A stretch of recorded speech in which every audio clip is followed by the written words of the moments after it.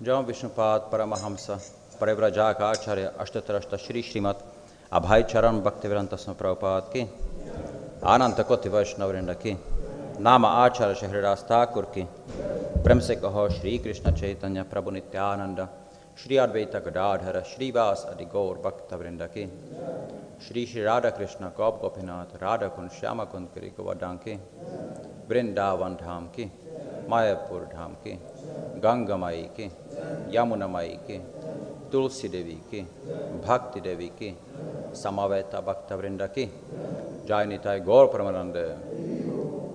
All glories to the assembled devotees. All glories to the assembled devotees. All glories to the assembled devotees. All glories to Shri Guru and Shri Gauranga. All glories to Shri Prabhupada.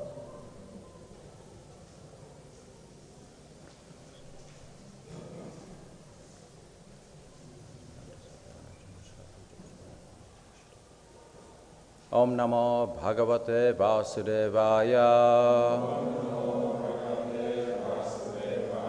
Om Namo Bhagavate Vasudevaya.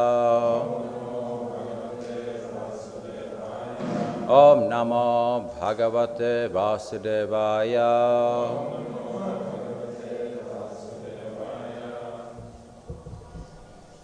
So we'll be reading from Srimad Bhagavatam, first canto, chapter 7 and text 8. Right, yeah.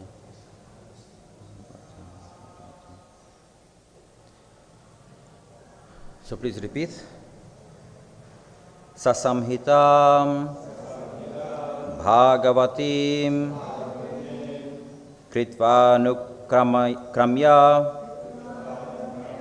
Chatmajam Shukam Adhyapayam Asa Nivritti Niratam Munihi Sasamhitam Bhagavatim Kritvanu Chatmajam Shukam Adhyapayam Asa Nivritim Niratam Munihi Sasamhitam Bhagavatim Kritvanu Chatmajam Shukam Adhyapayam Asa Nivritim Niratam Munihi Sasamhitam Bhagavatim Kritvanu Chatmajam Shukam Adhyapayam Asa Nivritim Niratam Munihi.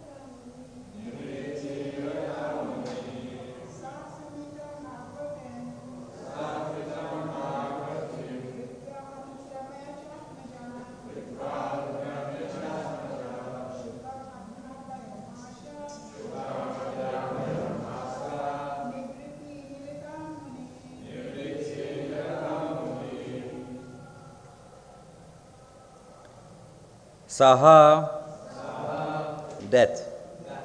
Samhita, Vedic literature. Bhagavatim, in relation with the personality of Godhead. Kritva, having done. Anukramya, by correction and repetition. Cha, and. Atmajam, his own son. Shukam, Shukareva Goswami. Aryapayam asa, thought. Nivriti, path of self-realization.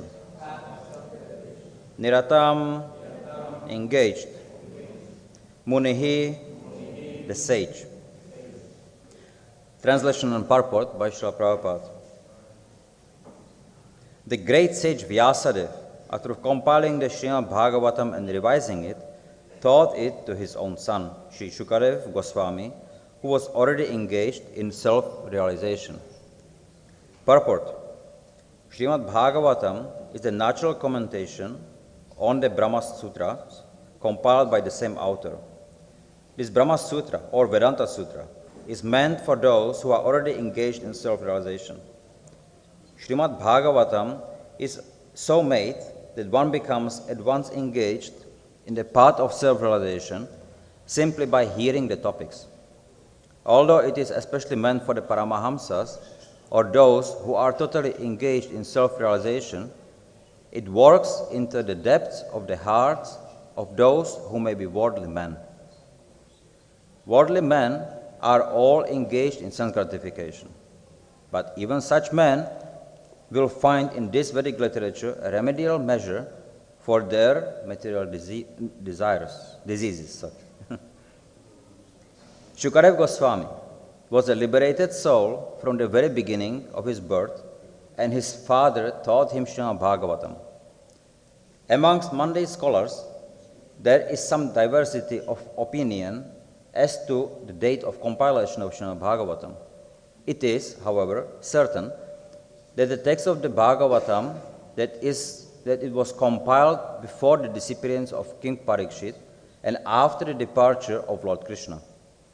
When Maharaj Parikshit was ruling the world as the king of Bharatavarsha, he chastised the personality of Kali. According to revealed scriptures and astrological calculations, the age of Kali is in its 5,000th year. Therefore, Srimad Bhagavatam was compiled not less than 5,000 years ago. Mahabharata was compiled before Srimad Bhagavatam, and the Puranas were compiled before Mahabharata. That is the estimation of the date of compilation of the different Vedic literatures. The synopsis of Srimad Bhagavatam was given before the detailed description under instruction of Narada. Srimad Bhagavatam is the science for following the path of Nivritti Marga. The path of Pravritti Marga was condemned by Narada. The path is the natural inclination for all conditioned souls. The theme of Srimad Bhagavatam is the cure of the materialistic disease of the human being, or stopping completely the pangs of material existence.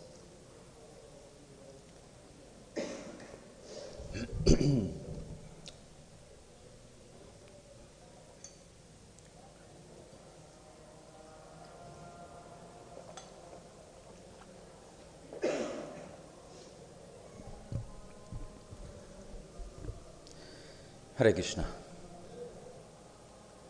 So, yeah, it was the pangs of material existence, right? So before it was winter, and now suddenly becomes summer. Very hot. So Sitashna Sukha Dukha Dark. But while reading Bhagavatam, then all these things are irrelevant. So, there are many important points in this verse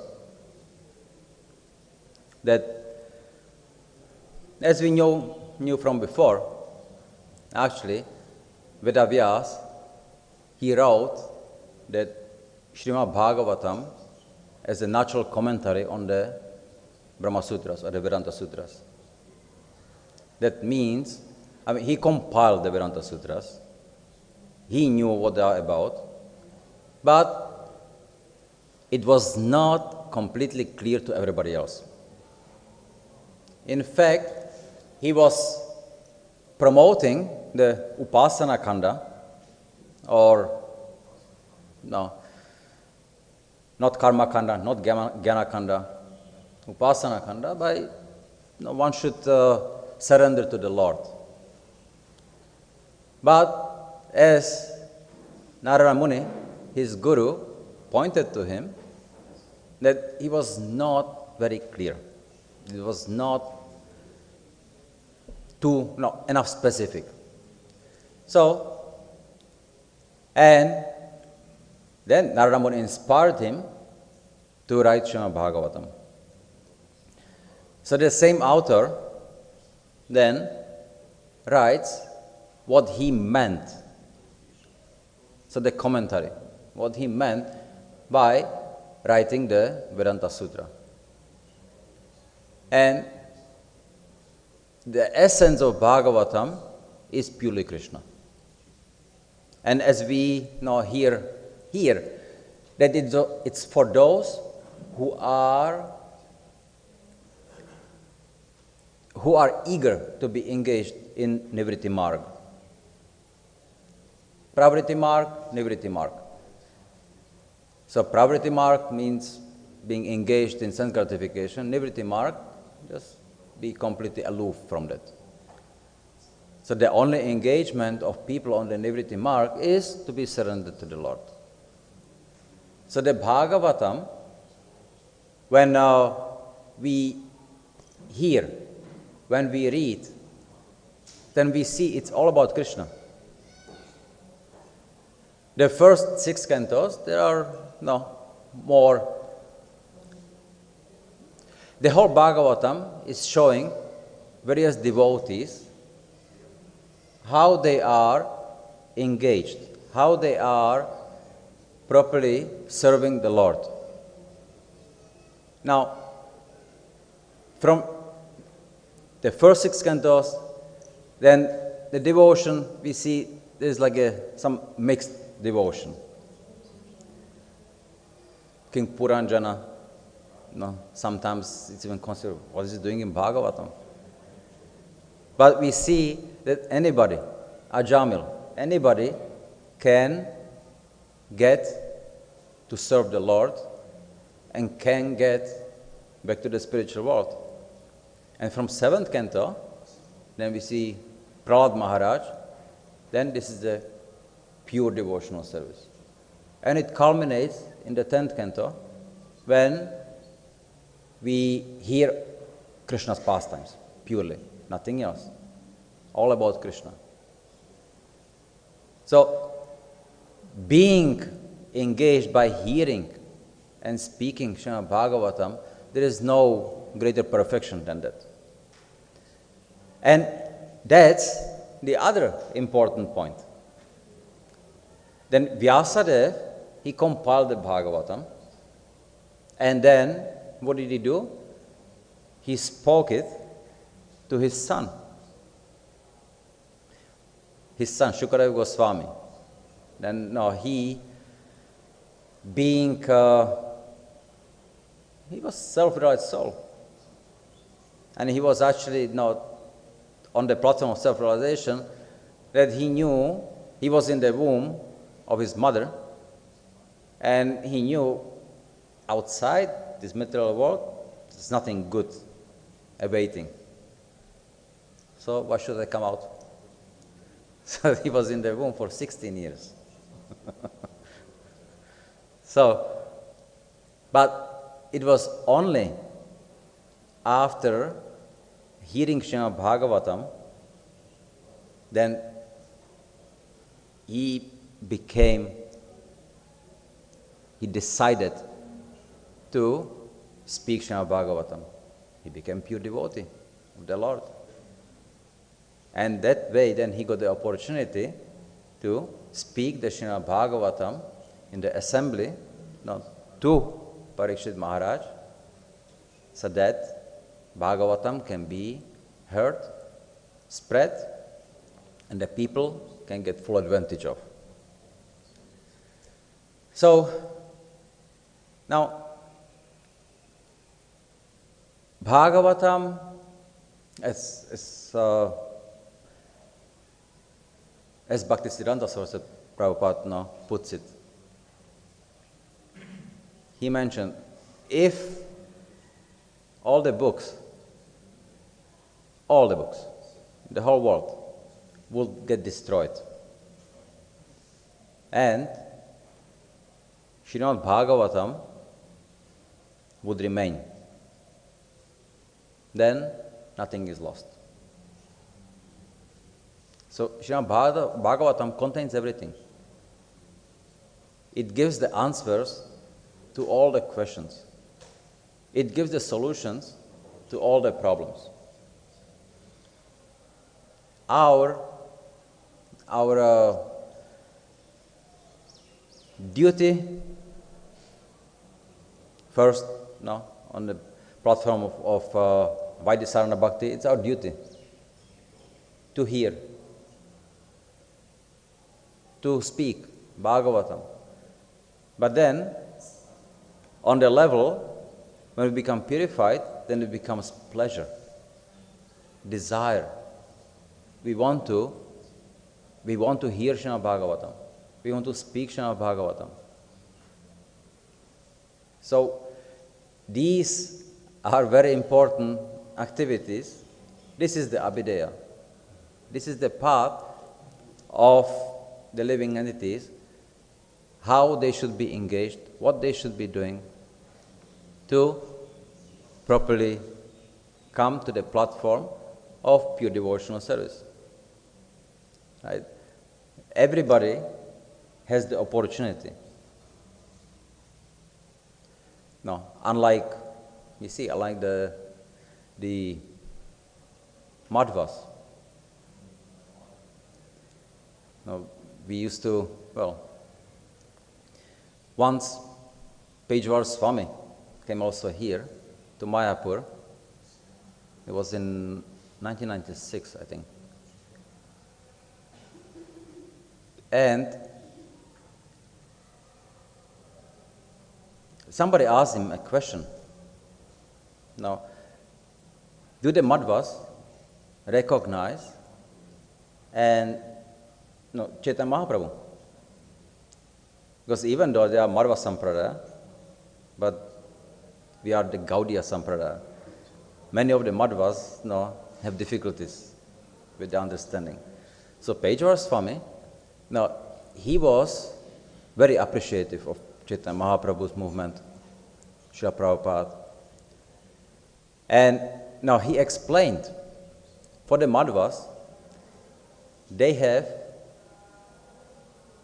their part of devotional service is bona fide, and it's given by, as a devotee, you practice proper Vaidisarana Bhakti according to the rules and regulations of the Daivavarnashrama Dharma, and after 100 consecutive lifetimes as such, then you will get to go to Brahmaloka, and when Lord Brahma, he is a devotee, when he goes back to Godhead, then you will go with him. It's a bona fide process. It works perfectly, and that's what the Madhvas follow. Now, Chaitanya Mahaprabhu, he was actually so merciful to us that he gave the opportunity that we could follow the same process in one lifetime. That's a great mercy. So, now the question was, why not everybody follows that? And the answer was simple. They get instructions from Guru Sadhu Shastra. Their Guru instructs them in this process. They have full faith in their Guru, and therefore they will achieve perfection, as any Vaishnava. So, they don't want to be unchaste. They follow, they achieve perfection. We should also be chaste to our sampradaya, Guru, Sadhu, Shastra, and then guaranteed we will achieve perfection. So, we should not deviate from that. We should follow, as Srila Prabhupada speaks, the four regulative principles. We should practice devotional activities, hearing, chanting, reading, Bhagavatam, and just engage in devotional activities according to our nature, so whatever it may be. That's what the Daivarnashrama is about, right? So we engage. But once the devotee comes to the platform of spontaneous devotional service, then he may do whatever he may be inspired to do, but always with a pure consciousness. So, now,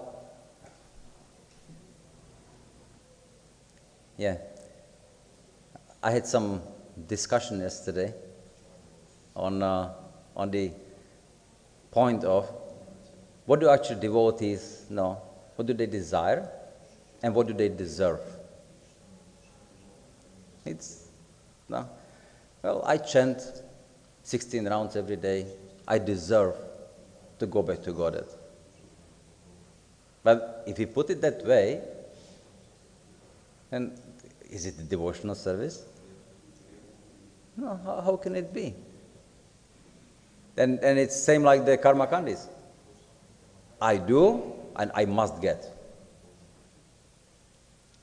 So, because going back to Godhead, it's not dependent on what we do. Going back to Godhead is purely on the causeless mercy of the Vaishnavas and the Lord. So our activities should be to please them, to please the Vaishnava, please the Lord, and let Him decide whatever it's going to be. Of course, in the beginning, then we should be a little inspired. We should also be inspiring others. Oh, just chant Hare Krishna and you will go back to Godhead. But for the pure, for the jivas, the pure living entities, it doesn't really matter where they are. We see, the Lord has desire to descend and to have some pastimes. Then there will be many, many devotees who will want to accompany Him. So they come and in various forms. Like we see, the Jai Vijay. They didn't do anything wrong by stopping the Kumaras. But it was arranged such a way so then they get cursed and they can assist the Lord to become demons.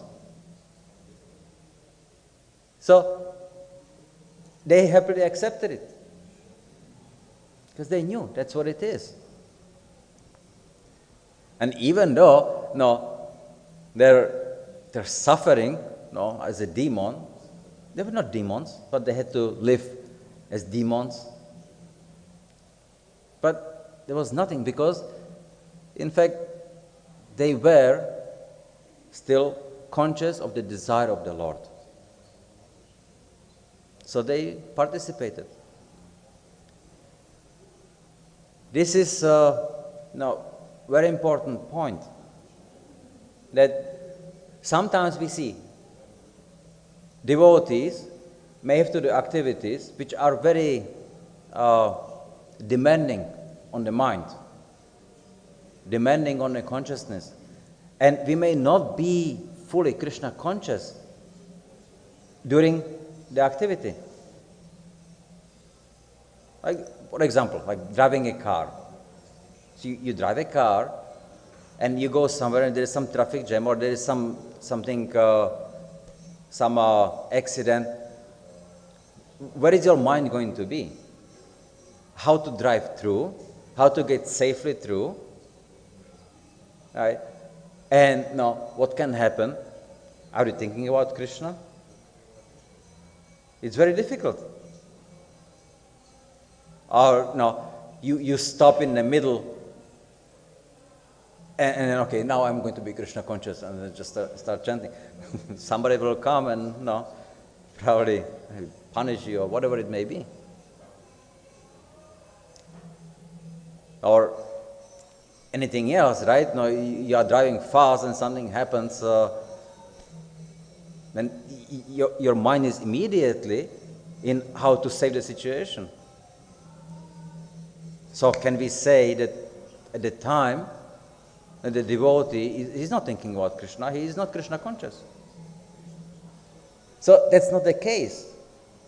If the devotee before makes a sankalpa, I'm going to perform this activity for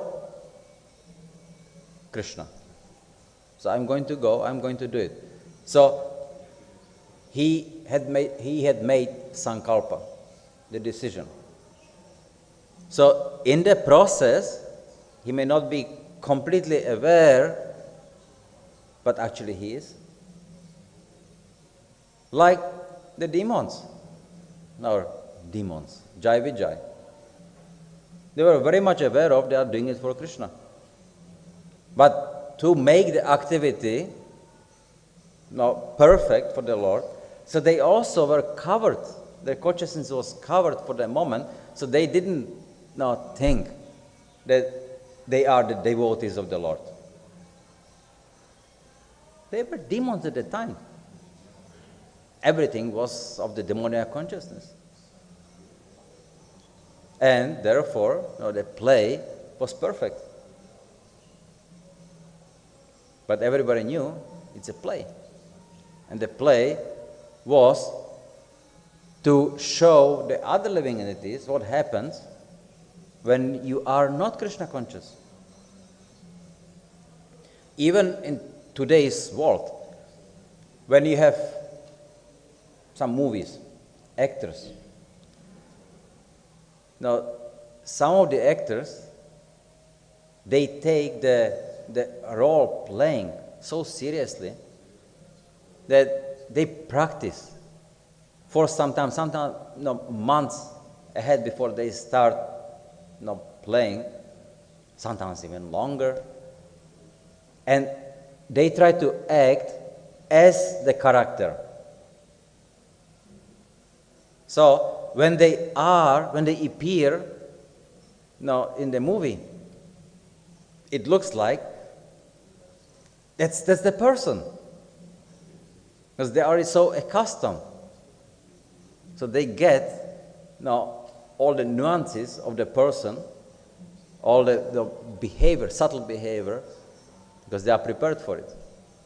Now, of course, it's maybe not the best, because it also can mess up their own personality. They start playing, they become multiple personality disorder, who knows. But the point here is, it works. So now, we should figure out who we are, which personality we are. We are being born here for millions and millions of lifetimes. And due to the false ego, we think we are that personality.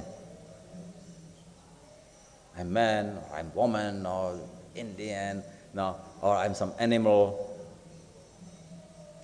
And you get attached to what you have because of bodily attachment. But the reality is that we are all devotees. So, how to realize that we are devotees? And how to realize what to do as devotees? Can we decide on that? Or do we deserve it? No. What is that? We came here down because we wanted it. It's a playground. Just, no, we play around. And unless and until we get tired of it, then we will not really desire to end it. Like kids, you see, no, they are playing, and until they get tired, they will just keep playing. So we are like that, no? Just children playing around. But the only way how we can get out of here is to develop the desire. Don't think that you deserve it to go back to Godhead. We don't, because we want to play. But when we desire, then we get the opportunity now to figure out how we can please the Lord. When we please the Lord, please the Vaishnavas, automatically it will happen.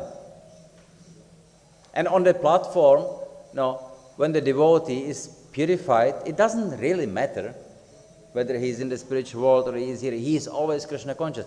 That's the Anandamaya platform of consciousness. That's the topmost. Nothing better than that.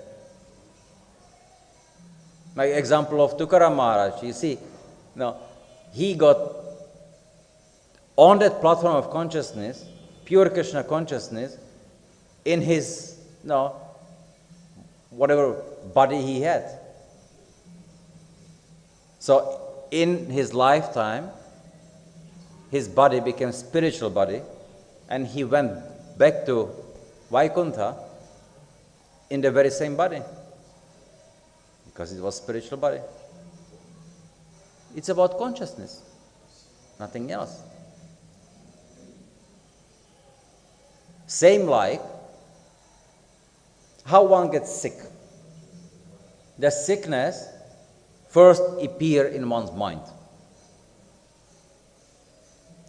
That's how one becomes less immune, more prone to, and then the mind manifests in the material body.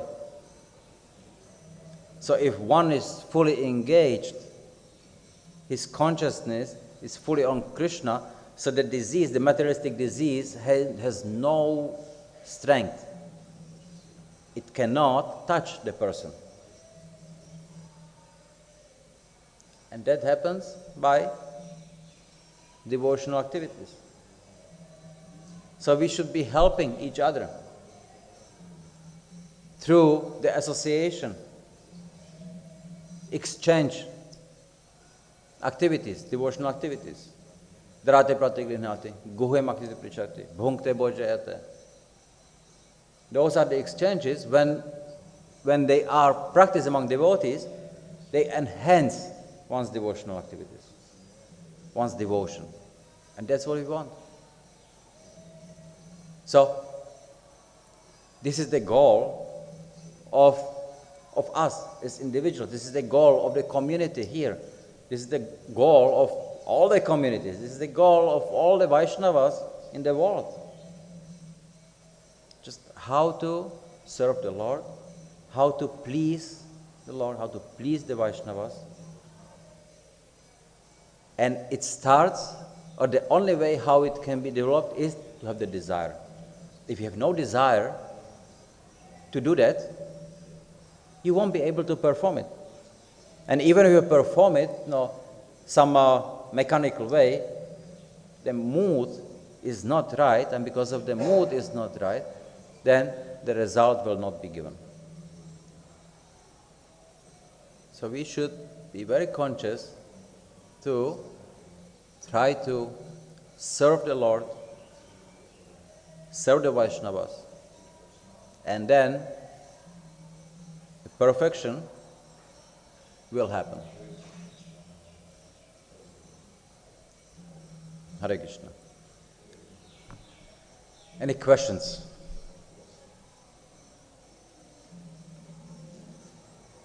Yes, there's a mic here.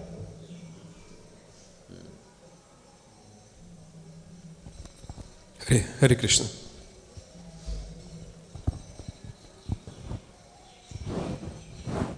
Thank you very much for a nice class. You seem to be the right person to ask.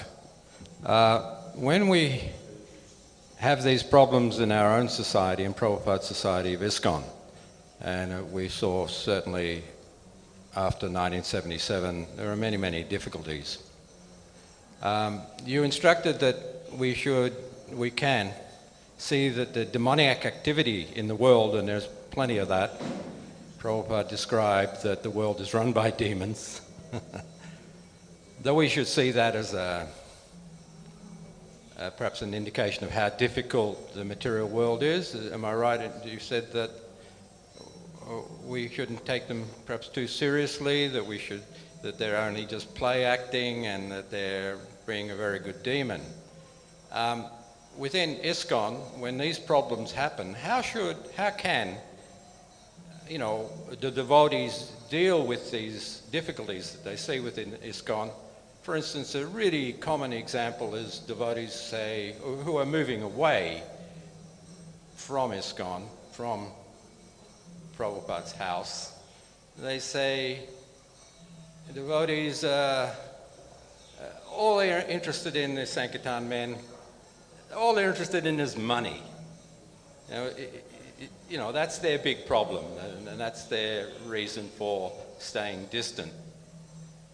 Perhaps you could enlighten us a little how we can deal with these difficulties when we see other devotees, prabhus, persons who have come into ISKCON and are having some difficulty, causing some difficulty. How do we reconcile that with our own spiritual growth? Thank you. See, Srila Prabhupada himself, he didn't have that many problems. There were some devotees sometimes, and they may have some fall down. So at that moment, okay, maybe they left. But whenever they would desire to come back, then they were all welcome. There was no problem. Because Srila Prabhupada, who mentioned that Maya is always present. She is very strong. And if you don't surrender to Krishna, she will get you. But she will get you that time. And when you realize that you are under Maya, you can always get out of the Maya. It's not that you are eternally condemned, like the Christians would say. For the moment, maybe. But also Krishna explains to us, right? If a devotee falls down, so then others may see him as a fallen. No, I don't want to see his face anymore. Now, anybody can fall down, but if the devotee, he regrets, and he surrenders to the Vaishnavas, he asks, okay, what should I do? No.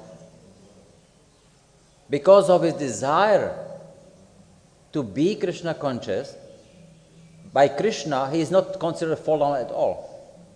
He is on the same platform as it was. But it's the materialist seeing the devotee and criticizing the devotee. Oh, he has fallen down, now he has fallen down, and then eternally, and then I don't even touch him. That devotee falls down. So we should be very careful when we deal with Vaishnavas.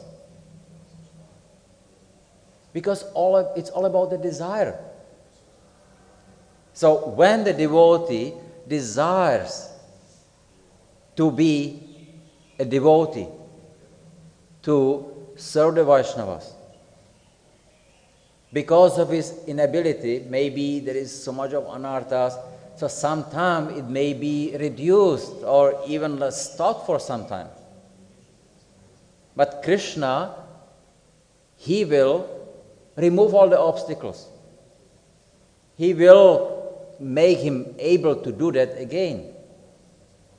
And True Vaishnavas, when they see that, they become so pleased by him that he was able to come out of his problem. They are very eager to help him anyway. They are so eager to glorify Krishna for how he has helped the devotee. So everybody becomes even more Krishna conscious when properly approached. But because of our conditioning, we start seeing things, no, he has fallen down, no, so he's fallen down.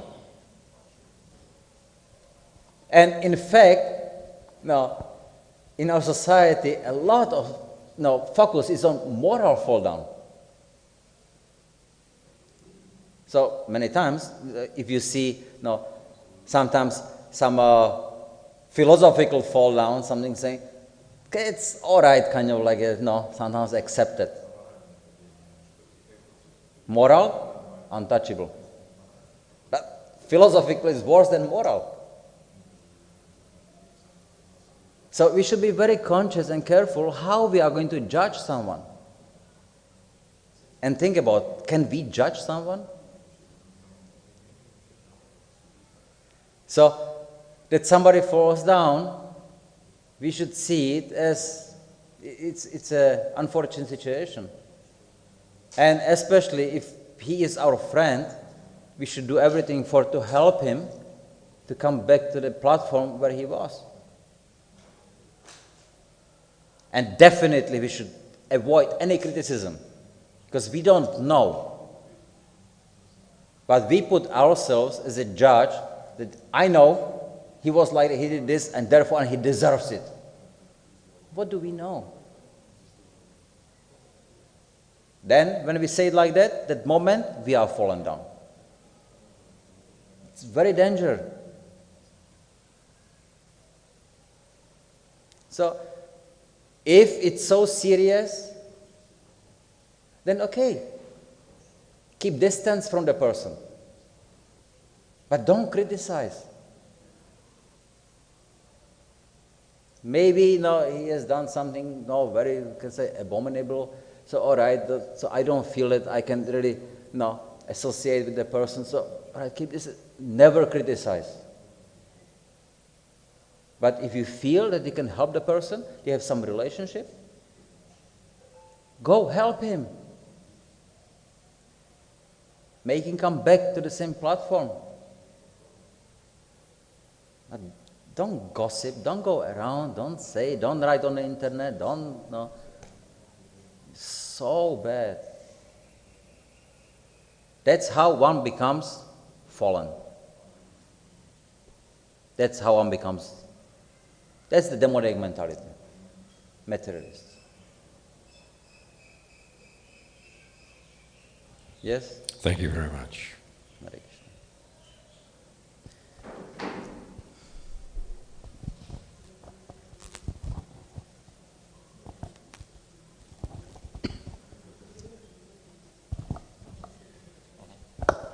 Hare Krishna. Hare Krishna. Mataji, have a question about that you mentioned that devotee can be happy in any situation, but from the other side, we need to cultivate desire to go back to Godhead. So how to reconcile these two?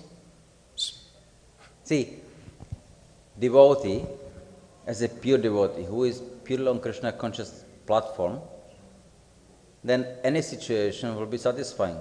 Like Haridas Thakur, right? Now, he was playing the role of a Muslim, and he was beaten for his devotion. He was beaten, but no, he was not feeling bad about it. He was feeling bad about the people that they have to do that, and in fact, no, he didn't even feel the pain because Krishna was always there. Chaitanya Mahaprabhu was there, to protect him. So, therefore, a devotee on the pure Krishna conscious platform, there is no suffering for him. Whatever he does, it's always with the arrangement of the Lord, because he knows without the Krishna's will, even the blade of grass will not move. So, if this is what Krishna wants, okay, I'll be happy to do that.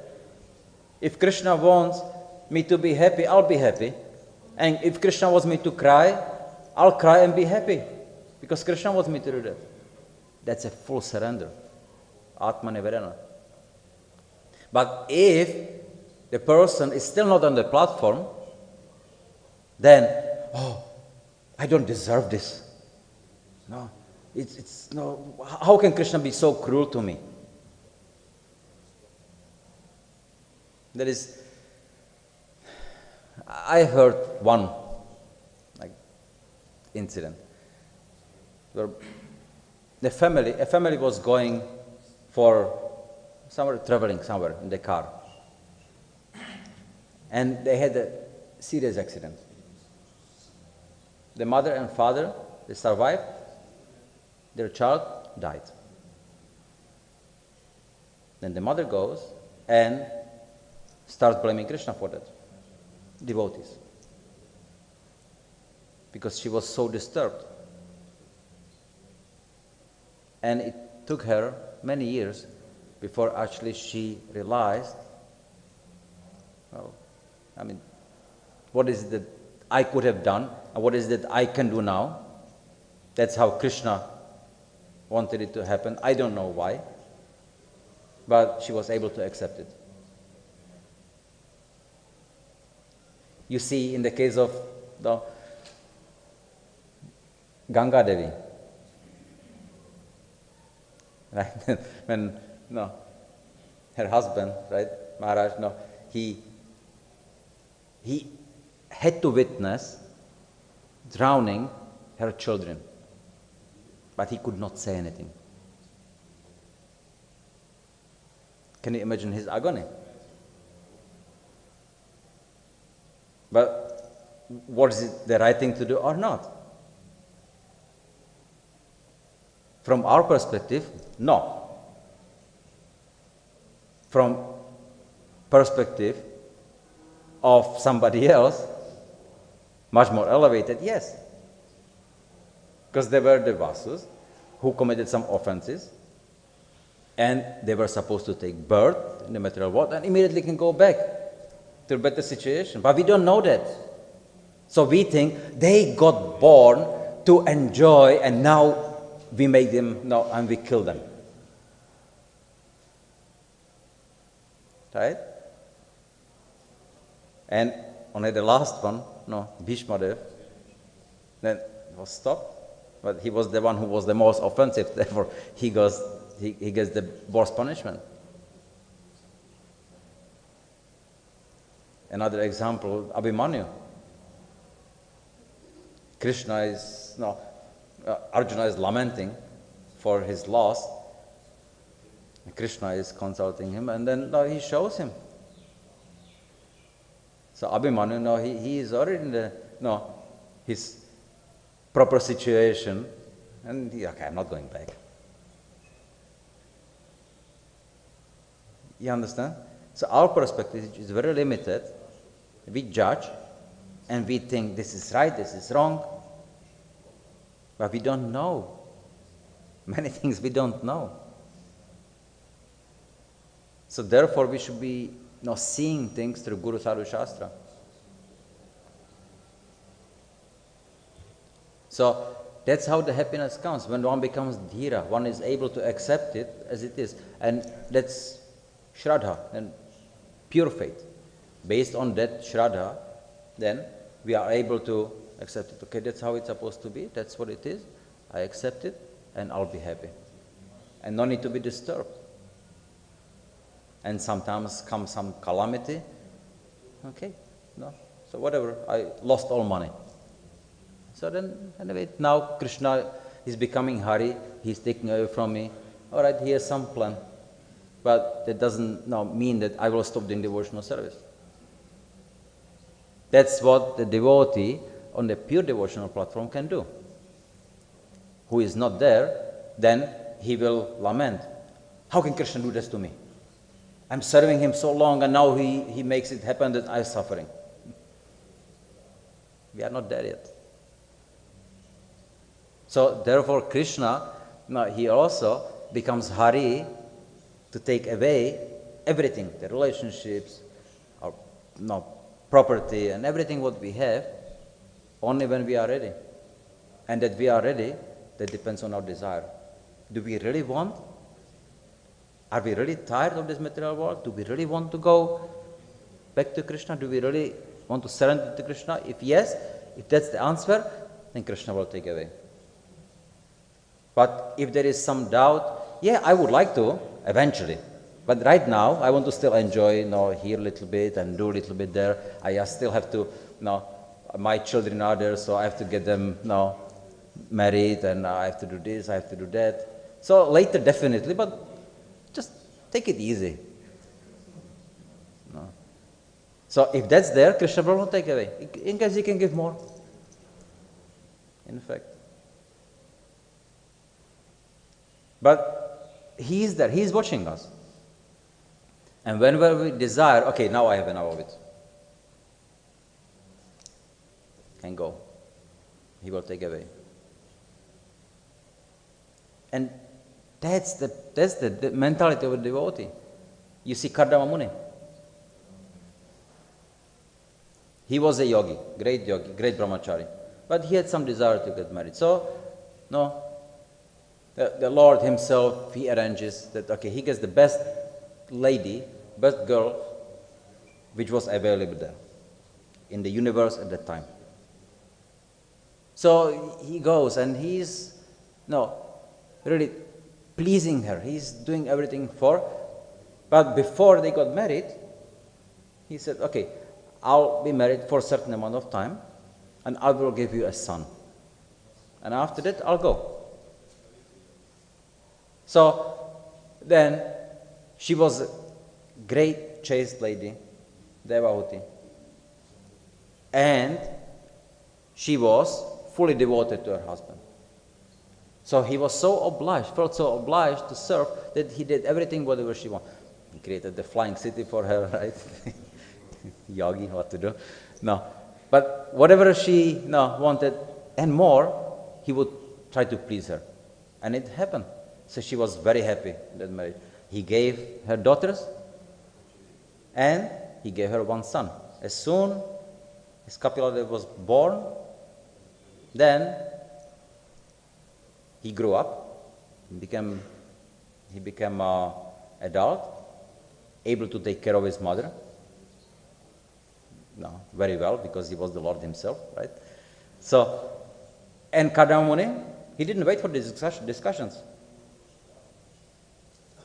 Now was his time, he took sannyas and went. That was it. So, he was of the pure consciousness.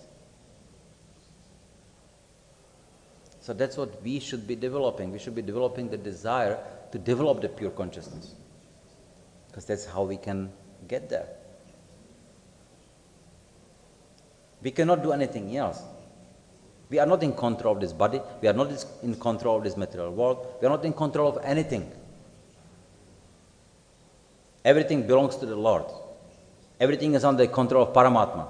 Every atom is under control of Paramatma, not ours. But I would like to believe that it's me who controls. It's not true. All we can do is to desire. If I want to raise my hand, that's not me, because it's not my hand. I'm not in control of the muscles. I'm not in control of anything. But I desire. And Paramatma sanctions, and therefore it happens. And it's so fast that I don't see any difference. Therefore I think, it's me, like the virtual reality, right? Now probably they have something very far out that actually you can be looking at some screen and then it looks like it happening in real time. So you think actually you are in some place where you're actually not. So the senses become confused. So that's that. Paramatma is something which happens instantly. So naturally we are also confused. And we are confused. Okay, I am this body, I am here, this is for me to enjoy. but unfortunately not. So when we realize that, then we can start we can start desiring, this is not for me, I don't want that. And when the desire comes, then again Paramatma starts arranging. Paramatma can give us instructions as a Chaitya Guru. And then we can progress, we can do devotional activities perfectly. Before that, yeah, eventually I will want to do it, but not now. Like in Tukaram Maharaj's case, no, there were few friends who he could have taken with him to Vaikuntha. And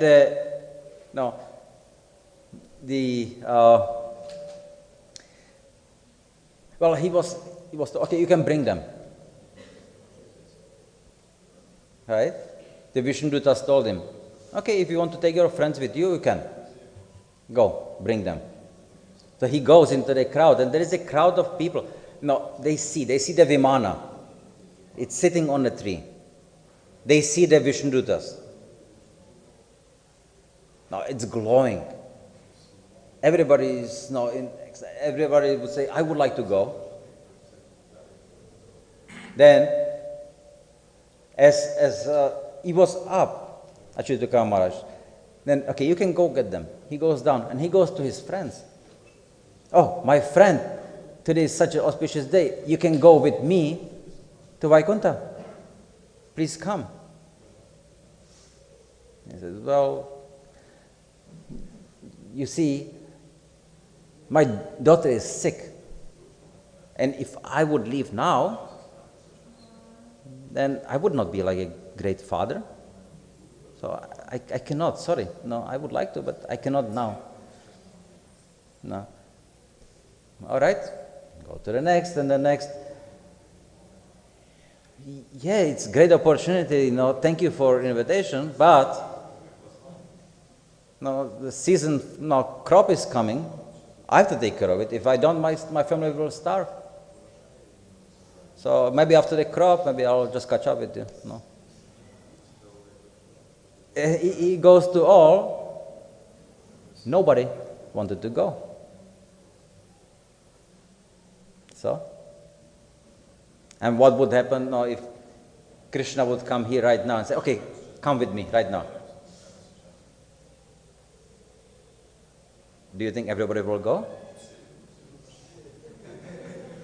Yeah. Oh, I didn't lock my bicycle. Somebody will steal it. Or something like that will come. Oh, I have to call my mom first, to tell her. Okay, so next time.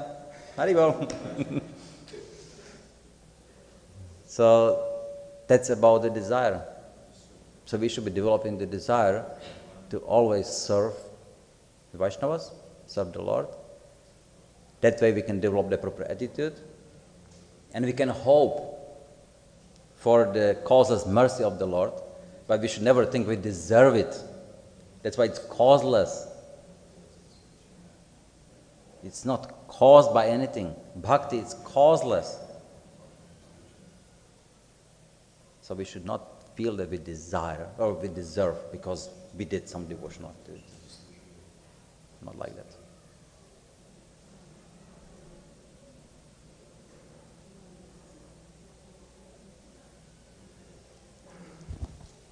Mataji is just asking more. So the desire to go back to Godhead, it's the foundation is dissatisfaction of the material world. So we're disillusioned about the In the material. beginning, yes.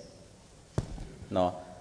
The devotee in the beginning, he may think, I want to go back to Godhead because I'm suffering here and I don't want to suffer anymore. But as the devotee matures, so the desire becomes, I want to please Krishna. And if Krishna wants me to be here or there, it doesn't matter to me. I want to please Krishna wherever I am. But in the beginning, this is kind of a little vague, too subtle to understand that. So therefore, in the beginning, we hear just chant Hare Krishna and you will go back to Godhead. But going back to Godhead means you will be always remembering Krishna, which the Kanishta Adhikari cannot really understand yet. But as he progresses, he will. So going back to Godhead means being fully Krishna conscious. And that can be done anytime, anywhere. Yes? Hare Krishna. Okay, now it's past 9 o'clock. Past 9 o'clock already. Okay, last question then.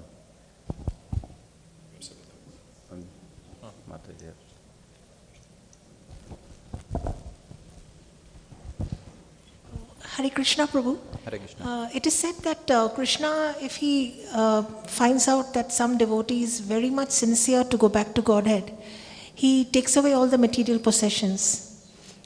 He it becomes Hari. Like it happened in the case of the Pandavas. Yes. But my doubt is sometimes even to serve Krishna, we need basic resources.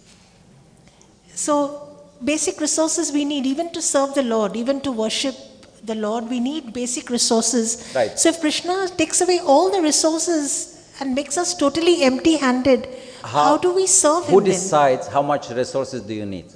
Oh. Take the case of Kulavecha Sridhar. How many resources he had? His resources were, he was living somewhere under a tree, and now he had flowers and trees growing around. So in the morning he would pluck the flowers in the trees. From the leaves of the trees he would make a cup, put the flowers inside, and now put it for sale when people go to worship Ganga. Okay? So he gets some paisas, not even paisa, actually paisa was a lot at that time. He gets just some anna. So, all right, whatever he gets, few annas, and then after, at the end of the day, then he would give 50% for Krishna. 25%, he would keep for emergency. Right? He decided, and then 25 he would use for whatever it's needed, for buying, to eat something or not. So how many resources he had? And he was always able to follow this. So how many resources do you have? Right? No, it's like, but if I don't have my 5-bedroom apartment, then it's unlivable. We may think like that. If I don't have my Lamborghini to go from my apartment to the temple, then it's not worth, right? So if I don't have the resources, it's not human life. You may say like that. But who decides that, right? So when we are of this consciousness, Krishna is not Hari. He won't take away. He will give more. But when we decide, okay, whatever Krishna wants, if he wants me to live here in this apartment, or he wants me to live in Vrindavan or Mayapur, under a tree, I don't mind. And Krishna may as well do it, but then don't complain, right? So when the desire is sincere, Krishna will do. But the devotee must be ready for it. Sometimes the devotee also, not regrets, but he is a little disturbed and he wants it back. But Krishna knows that the devotee, it's not good for him. And so he takes it again. But the devotee is matured enough. He is not blaming Krishna for it. That's why Krishna does it. If the devotee is not matured for it, and he would blame Krishna, therefore making offenses, he will not take it away. So that Krishna becomes Hari to his devotees, that's very advanced. That's for the devotee who is ready for it. Yes? Hare Krishna. Thank you, Prabhu. ग्रंथ राज श्रीमद् भागवतम की, श्रील प्रभुपाद की, जय निताय गौर परमानंद।